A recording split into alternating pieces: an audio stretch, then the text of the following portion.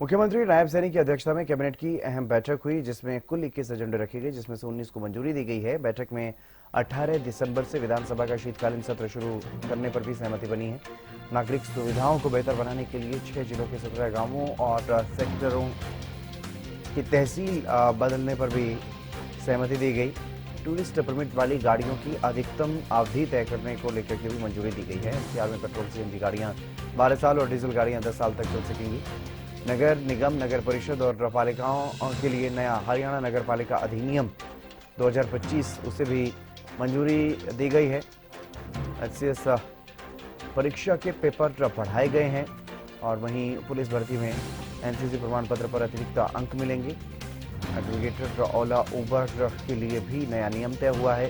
1 जनवरी 2026 से बेड़े में केवल ग्रीन एनर्जी वाहन शामिल होंगे। पंचायत, शिक्षा और खनन विभाग से जुड़े कई अहम प्रस्तावों को भी स्वीकृति दी गई।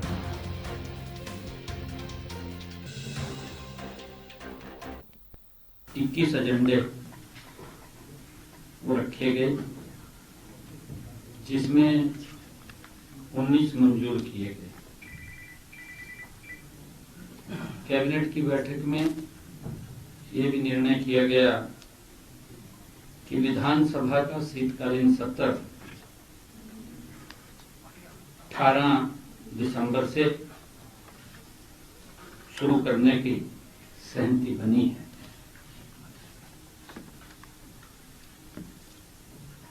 इसी प्रकार हमारे जो कैबिनेट में निर्णय लिया गया, 6 जिलों के गांव की तहसील बदली गई है, क्योंकि लोगों की बड़ी मांग आ रही थी और उस मांग के अनुसार लोग लगातार ये मांग कर रहे थे कि हमें नजदीक ये स्थान पड़ता है।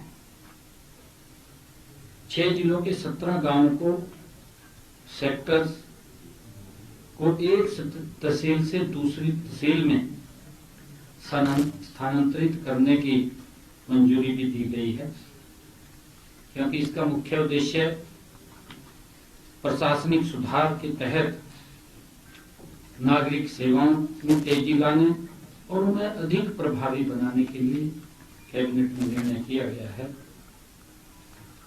मैं बताना चाहूंगा कि इस बारे में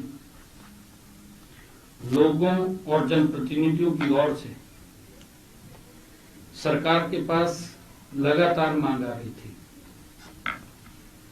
और उनके द्वारा दिए गए परिवेदनों पर विचार करने के लिए हरियाणा सरकार ने एक उच्च कमेटी का भी गठन किया हुआ है।